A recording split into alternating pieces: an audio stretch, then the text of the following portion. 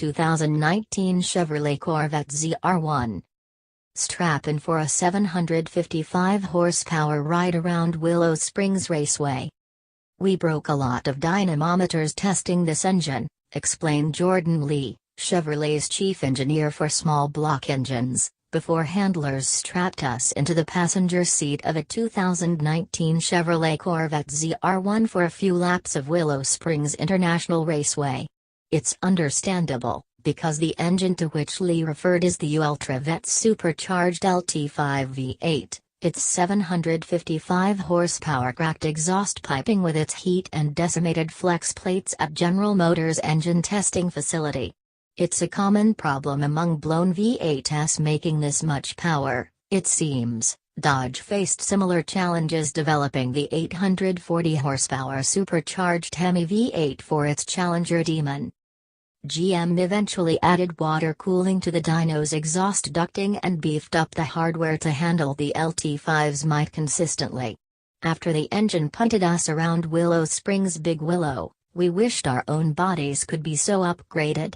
This fast, undulating circuit is the perfect playground for highlighting the LT5 and the ZR1's available aerodynamic enhancements, the key upgrades over the 650 horsepower Corvette Z06 that take it to new performance heights. The two ZR1 development coupes that Chevrolet had on hand, the convertible version bowed at the Los Angeles Auto Show earlier in the week, each wore mismatched camouflage and unpainted panels but were nearly final production spec and equipped with the 8-speed automatic transmission and, critically, the ZTK performance package. This kit adds a towering, adjustable carbon fiber rear wing and extra vertical fins at each end of the front splitter. It's no poser piece, the wings mounts stab through the Corvette's bodywork and bolt directly to the space frame. ZR1s wear their own bodywork forward of the A-pillar with additional openings to feed the 4 additional radiators relative to the Z06, as well as half-inch wider front wheels. Naturally, the LT5 steals the show. An evolution of the LT4 that powers the Z06, the LT5 has a strengthened crankshaft and wears a larger displacement Eaton supercharger that juts 2.9 inches higher than the LT4's flat-topped, low-profile unit. It's literally too tall for the ZR1's hood, which is why that panel features a hole in the middle that the LT5 sticks out of. Chevrolet dresses the supercharger in a pretty carbon fiber cover for added effect. The supercharger pulley is larger than the LT4's and thus spins the blower at a lower speed, although Corvette chief engineer Tad Juechter reminded us that fitting a smaller pulley and upping the blower's speeds will invalidate the warranty. The LT5 makes 755 horsepower and 715 pounds-to-foot of torque, gains of 105 horsepower and 65 pounds-to-foot above the Z06's LT4. Do you really need more?